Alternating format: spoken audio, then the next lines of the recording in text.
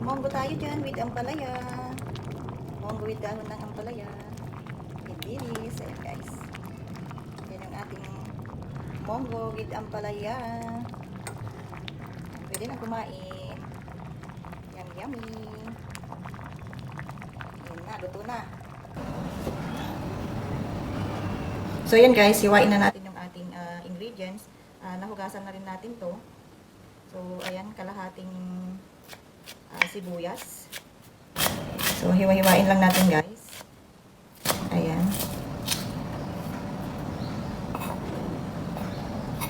At 4 na cloves ng bawang. So press lang natin guys para madaling hiwain. Ayan. And then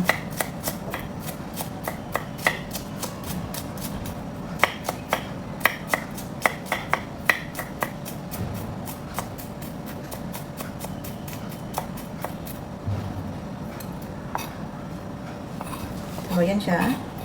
At ang ating kamatis.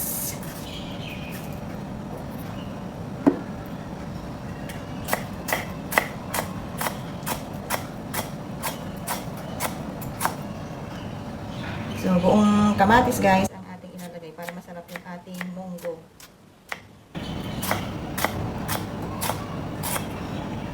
So, yan na guys ang ating ingredients. So, next yung ating dahon ng ampalaya. So, ito ang ilalagay natin sa ating gulay, sa ating monggo. Ayan, so hugasan natin siya ng 3 beses.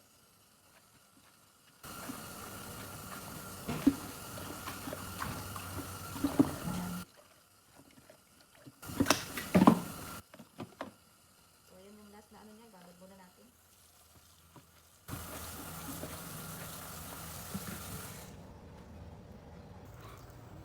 At ito na nga, kumukulo na yung ating monggo.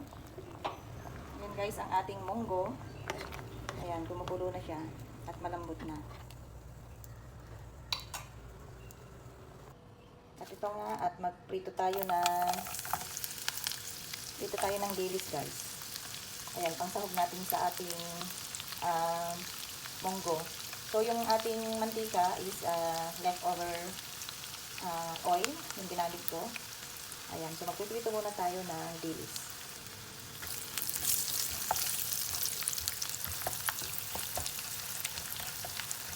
So, prito lang natin yung dilis, then pwede na natin igisa yung ating gulay, ang ating monggo. After nito guys.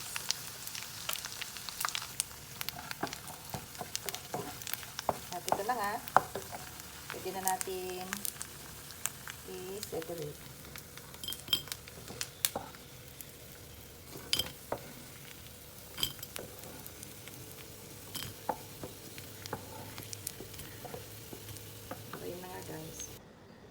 So, ito na guys, yung ating fried dilis. Ito yung ating ampalaya, leaves, tomato, ang ating garlic, then ang ating onion. So, yan guys, ang ating ingredients. So, start na tayong maggisa guys.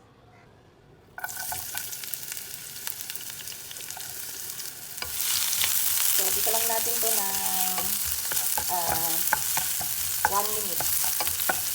So, hanggang ang kanyang aroma ay maamoy na. So, pwede na natin ilagay ang ating bawang. So, mekos-mekos lang natin guys hanggang maging light brown ang ating garlic at maamoy na ang aroma ng ating ingredients. So, ayan guys, naamoy ko na ang aroma ng ating garlic at onion at napakabango talaga guys. So, pwede na natin ilagay yung ating tomato. Ayan guys. So, medot-medot lang natin yan guys.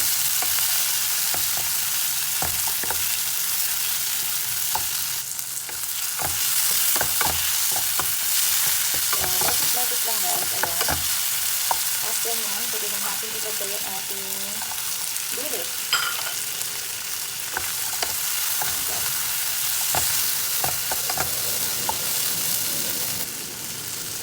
balikan na at pwede na natin ilagay sa ating kumukulong munggo. Transfer lang natin sa ating kumukulong munggo. So, yan na nga guys.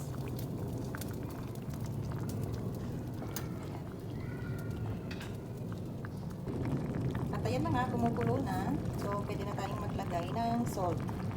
Ayan. 1 teaspoon salt lang tayo guys. At magdagdag tayo ng konting patis para mas malasa.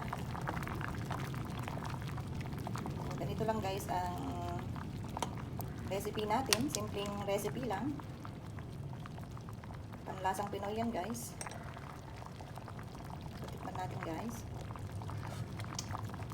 Wow, so yummy. So, takpan natin sandali guys.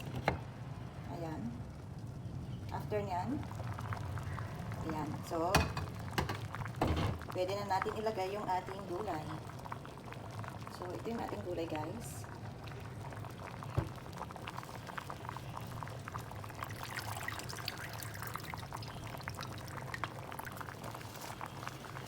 Wow.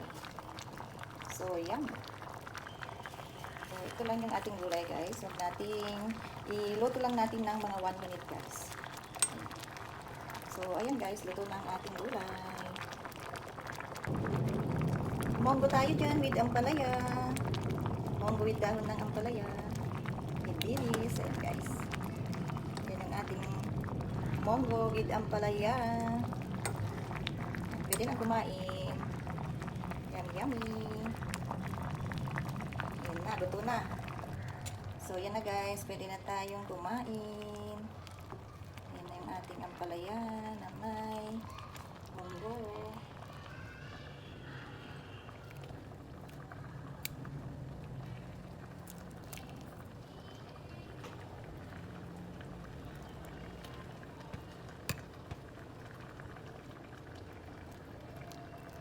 Wow. So, yan guys. Luto na ang gulay natin.